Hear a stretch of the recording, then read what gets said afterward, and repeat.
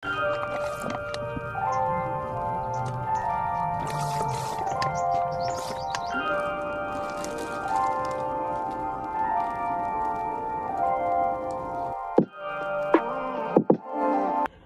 araw sa lahat and welcome back to GC Katarang Vlogs. At ngayong araw na to guys ay sinisipon ako na parang papunta na ng Ubo. So medyo malaki ang aking boses. Pero ito yung guys, main topic. May dumating na live foods, Chubifex at saka brine shrimp. Itong brine shrimp na to is nabili ko lang sa kaibigan ko ng 30 grams ata to. Hindi ko alam ng brand pero subok na to kasi yun din yung ginagamit ka. At dito hindi ko alam kung may tinitimbang ba to? Or palang lang takalan lang. Kasi laki kasi siya ng kamao ko. Kaya lilipat muna natin tong brine shrimp dito sa mas malaking lalagyan at safe kasi doon sa ref na paglalagyan ko kung sino-sino lang ang nagbubukas. So baka matapon. So ayan, dito na siya ilalagay kasi mas safe siya dyan. And itong ating Chubifex is ililipat natin dito. Kita ko sa inyo siya parang. So, ayan. Ito po ay worth, ata to? 100 pesos. Ganito na kadami. Pero may iba pang seller dyan na mas madami pa ang kanilang 100 pesos dito. Depende kasi yan sa source nila eh. So, ito, siya? Mix siya ng malalaki at saka pino na Chubifex eh. Yung malalaki na sa gitna. So, ngayon, pakitaan ko muna kayo ng nag-drop ko na full gold shirt body. Dito at dito is drop na rin yung iba kong yellow koi glass belly.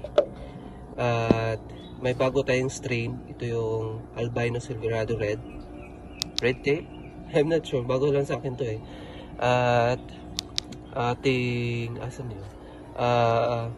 yellow dragon. May fem na tayo. Nung sa previous video natin is na dead yung fem so ito may dalawa na tayong fem galing kay Sir Kevin, salamat sa iyo. At dito nalinisan ko na kasi may nilagay ako diyan 2 weeks na acre.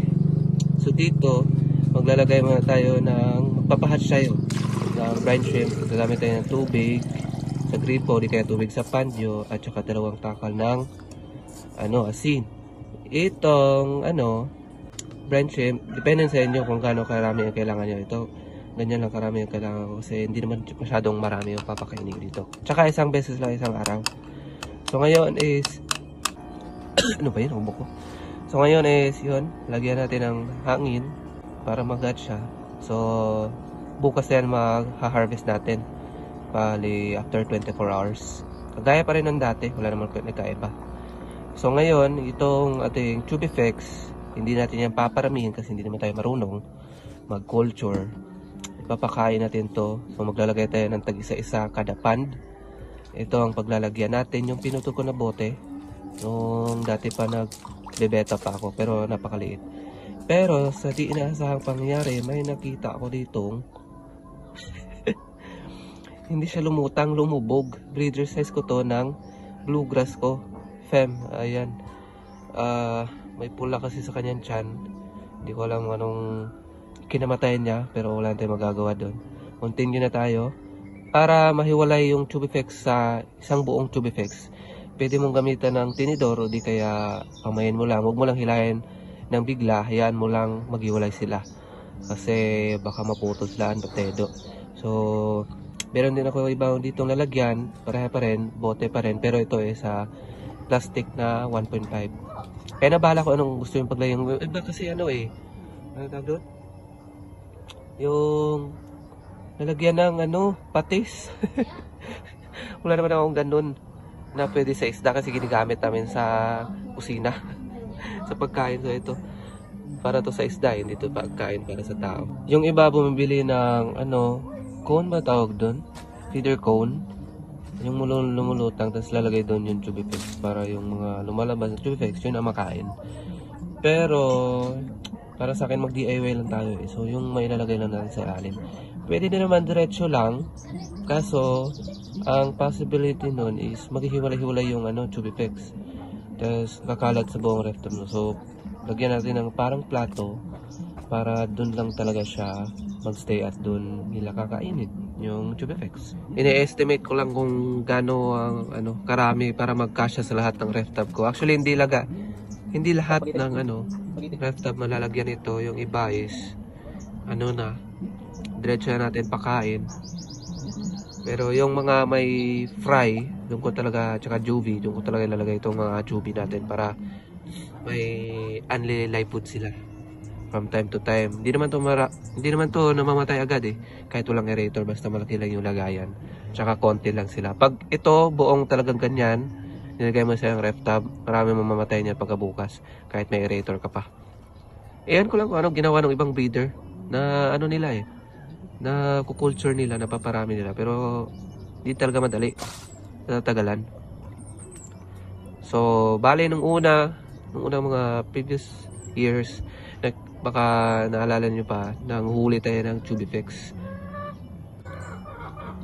Ngayon hindi na. Ngayon magpapakain tayo ng titirang Tubifex gamit ang boteng ito na binutasan ko yung takip. So lalagyan mo natin ng tubig. Ganito ako magpakain ng tubig para mabilis. Di bali nang mapunit sila, pakain naman diretso eh. So ganito, lagay ko yung mga natira. Batong ubo na to. Tsaka sipon. So ayan, hindi na natin pupunuin para ma-shake pa natin, para maghiwalay talaga sila lahat. Ganyan, shake lang, shake hanggang sa maghiwalay na lahat yung Tubifex, para mas madali na siyang may buga dun sa maliliit na butas. Example ito, ayan. Yan. Wala kayong makikita kasi pinong-pino eh. Pag isi-zoom natin makikita yan. Pero meron yan. Ayun kinakain na nga ng ibang ay gapis ko. So papakainin ko muna yung ibang hindi ko nalagyan ng Tubifex para makakain din sila na masarap.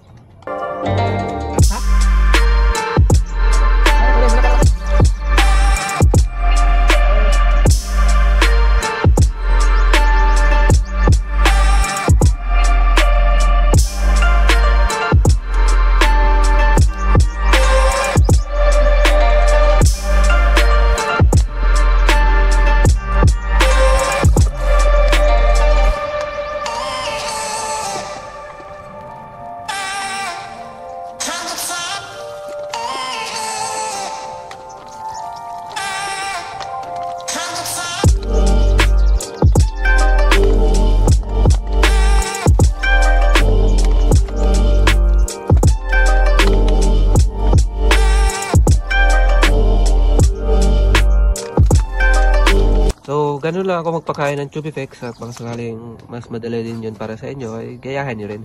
So naputol na pala yung puno dito ng makopa, pinutol na ni Papa nung nakaraan kasi medyo nakaperwisyon na rin siya. Hindi lang sa bulaklak, pati sa ibang kahoy sa paligid niya, kagaya ng lansones, hindi na masyadong lumalaki.